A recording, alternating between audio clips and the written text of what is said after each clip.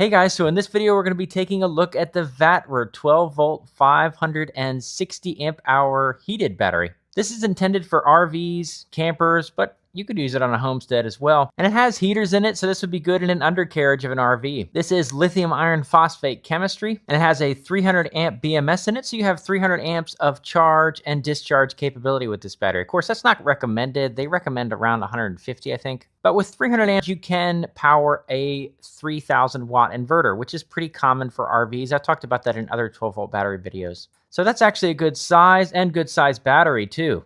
Ridiculously tall though. I think the cells, I don't know, the cells can't be this tall. So we'll look at it inside. I'll give you some measurements. We'll look at the outside of the battery first, then we'll look inside. But this has all the typical charging parameters we're used to seeing on lithium iron phosphate. And it has a JBD BMS in here. Vatrer pretty much exclusively uses JBD. They have their own app now too, but I really like JBD BMSs. They're nice. They typically are not very problematic and they last a long time. This is a big boy though. It's over, I think it's 140 pounds, 130, 140 pounds. It does have some nice handles on it though. But yeah, it's definitely not for the faint of heart. Then again, if you are using this in an RV or if you're using a couple of these in there, once you put them in, you've put them in. And that's pretty much it. So I want to do a load test on this. I've already done a capacity test, did really well. I can show the numbers there on the screen. And that's actually typical for Vatrer. They usually use EVE cells, which these are probably EVE cells in here, and they always do well on their capacity test. And I'm thinking we probably have 280 amp hour cells in here in parallel to be able to get that. It's funny to me that they're not using the 314, so they could have a 600 something amp hour battery, pretty much the same size. The cells are almost the exact same size as the 314s. All right, well, let's take a look at the outside of the battery, like I said first. There's pretty much nothing else on the battery besides the handles on the side. We will get a measurement too, so you guys can see how tall and wide it is. Almost a complete square, it looks like. Anyway, these terminal covers are nice. This is actually the first battery I've seen with these. And you could fit heavy gauge. You could even fit 4-aught in these.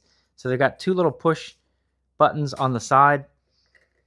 And they snap right on. I've been using a Vatrer in my truck for, probably a year and a half. And I have a 3000 watt inverter attached to it. And it's the 460 amp hour model. And it has been doing great. I've had zero issues with it. It's done really well. But the terminals on that one are screwed.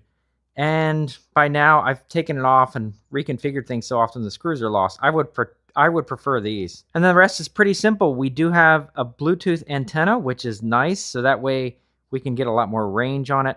I haven't tested it compared to the 460, but it does seem to have a decent range. We do have a BMS button. Some of the other 12 volt batteries we've looked at in the past don't have that. I really like that. As a matter of fact, and I've mentioned this multiple times now, I would prefer ones of this size, batteries of this size, when you're looking at over 400 amp hours and above, to have a lot, because a lot of these have 300 amp BMSs on it. I would prefer that they put a breaker on there. I really would. If some manufacturer could start putting a double pole breaker right here, 350 or a 325 to go with this, that would be really cool. Anyway, there's a screen option here, I guess. I really have not seen any options on their website. Maybe I didn't search hard enough, but I didn't get a screen with it. But that's an RS485 connection right there. So it looks to me like you could get a screen on it.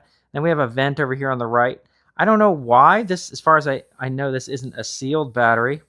So there isn't an IP rating on it. There's probably no rubber along the rim here, but shoot, put a vent in if you want, I guess. All right, measurements. Let's look. We've got 14 3/4. Looks like it's the exact same. No, look at that. 16 5/8. 14 3/4 by 16 5/8. And let's check the height here. We have 11, right at 11 inches. So again, that seems to be a bit tall. We'll look and see what it looks like inside.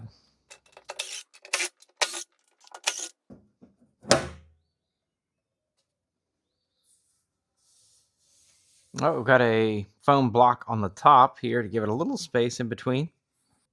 Yeah, so that foam block would actually line up right with here, I think, on the top of the BMS. So our BMS is on the top. Ksenia Sergeyevna on the top. On the top? On the top. We have a 300 amp BMS. We have 3 different strands of 6 gauge 200 degrees Celsius conductors going to and from the BMS. Down here, you can probably make out the Bluetooth chip here, and this is that little strand of wire that goes to that outer antenna that we saw on the outside of the case for the Bluetooth. So that definitely helps with the signal. Most of the battery is inside this plastic case, so we're gonna have to pop this BMS off. Then we can get this cover off and check it out here.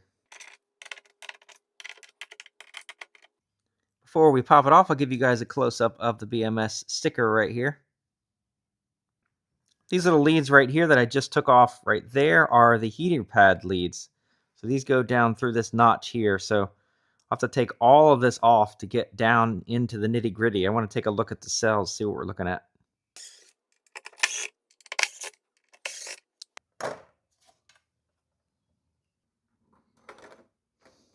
All right, so very cool. We've got bolted bus bars on here. They have that resin, that epoxy on top of the balance leads. So they've got bolted balance leads as well.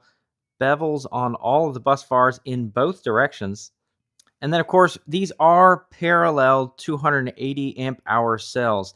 It's kind of funny, though, because weight and space are the same as a 314 amp hour cell. So it's funny they went with the 280s, honestly. Or they're basically the same. I mean, there's might be some slight differences between the two, but yeah, not very much. So the main positive is a bus bar all the way through from start to finish. So there isn't any wire in the main positive. It goes straight from the bus bar to the terminal right here. And you can see all the different leads here are for the heating pads that are going in between the cells. They've got pads on the outside here, and then they've got pads in the center right there. And these two large brackets here are the mount for the BMS on the top. They have foam padding. Let's get a look down below. They've got foam padding on the bottom of these brackets here, so you can see down below. And on the outsides, we have these metal spacers on all four sides. The spacer by the terminals are huge. It's a massive one. We've got it's probably close to 2 inches off right there. The ones on the sides, maybe 3/4 of an inch to an inch. And then they have resin board in between that spacer and the cells. Of course, they've got the heating pads in there too. Oh, I couldn't really make it out on this one, but they have foam back in there too. That's that little bit of space back there. It's easier to see right here on these. So this doesn't surprise me because Vatrer has always had nice builds and all the different ones that I've looked at, but this is a really nice build. They've done a good job with this. As a matter of fact, this is serviceable. So with the bolted bus bars here, if a cell did go bad in the future, you could pop this apart, take the BMS off, slide a new cell in of the same make and model, and be back up and running.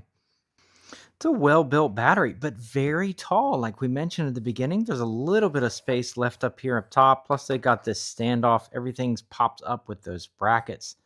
But seems like they could have made it a little shorter. The cells certainly aren't that tall. Check out this BMS. Look at the heat sinks underneath. This is heavy. I like JBD BMSs though. They seem to always be dependable. And it's alive again. You can see the Bluetooth module is on. We can look at the app too. We've got 15% in there. I did the capacity test recently, so I didn't charge it fully back up. Again, this is really nice, this big fat bus bar. I wonder though, you're expecting a lot from the 6 gauge 200 degrees Celsius wire.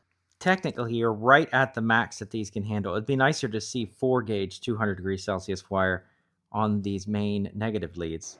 All right, I want to see what this can pull and still stay nice and cool. All right, so let's assume this is the only battery somebody's going to want to use in their RV, like I mentioned before, and this can pull 3,000 watts out of it. So if somebody has a 3,000 watt inverter in their RV and they only want to use one battery, let's say they have this in there, we want to make sure everything stays cool. So right now I've got 2,200 watts coming out of this battery. Let's check the amperage. We are at 217, so 218 amps, and right now this would translate to around 21 and some change, 2,200 watts. So we want to go up another 800 watts, and again, make sure everything stays cool. All right, we're nearly there. We're at 287, which again translates to around 2,700 watts. So just shy of the 3,000 watts. All right, we're pulling 316. So we're actually a bit over now. And I think we're going to be fine. Everything is still feeling cool in here. I can always get my thermal camera and check, because we've been running a little over. We'll be close to 3 minutes here. But yeah, everything's cool to the touch so far. And again, we're pushing it a little past what we should. We're at 319 amps. Let's check the app. It finally shut down after 5 minutes of continuous 320 amps. So that does make sense. I was running over amperage for quite some time.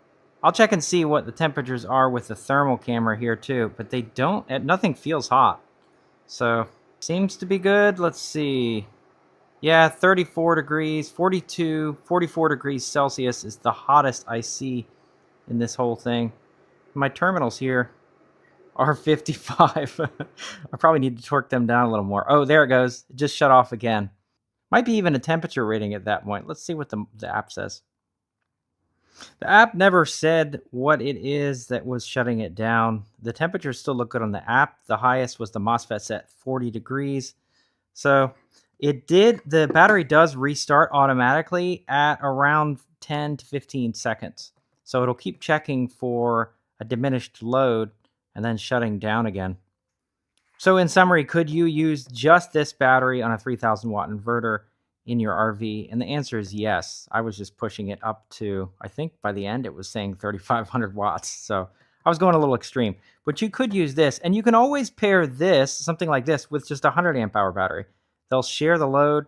It'll just lighten the load on this if you guys are pulling a little more than that. So you could put a 100 or a 200 amp hour battery with this. All right, guys, well, I'm going to wrap this one up. Yeah, when I was looking through here, I didn't mention it while I was inside the battery, but I could not figure out what cells these were. The code reader just wouldn't read it. So I contacted Vatrer, and they're actually using something called DSA cells in these. Sort of a lesser known cell brand. Actually, Docan Power is selling them. So yeah, it's 280 amp hour DSA cells. And they certainly did well on the capacity test. Like I said before, 581 amp hours out of a 560 amp hour battery. But that does explain the strange looking code that was on them. I had never seen that before. So this is a cool battery. If somebody needed communication, they would have to get something like a Husky, like I showed before, or an Epic battery. So if they wanted a Victron to communicate with this, then you'd have to get something like those. This doesn't have comms.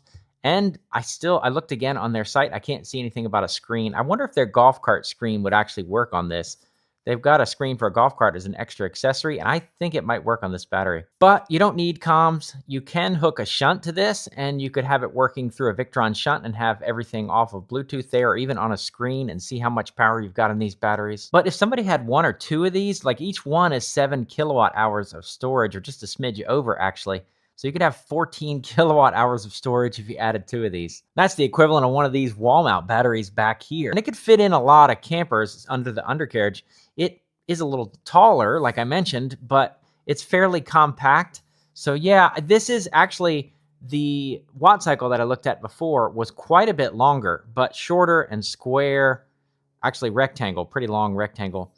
And then I'm reviewing, or I don't know, I think I'll release it before this video, a country mod, which is, it's a mess of a battery, but that one's like 24 inches long.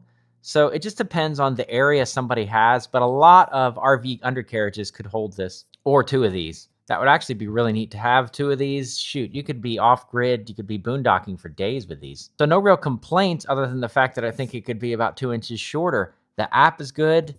They've done a good job with that over the last year or so. The fact that it can charge and discharge at the correct amperage without getting piping hot is also a plus. So yeah, guys, let me know your thoughts. I'll put a link in the description below to this battery. You can check it out. I think it's pretty competitive as far as price with all the different features it has, if you include the heaters and all that in there.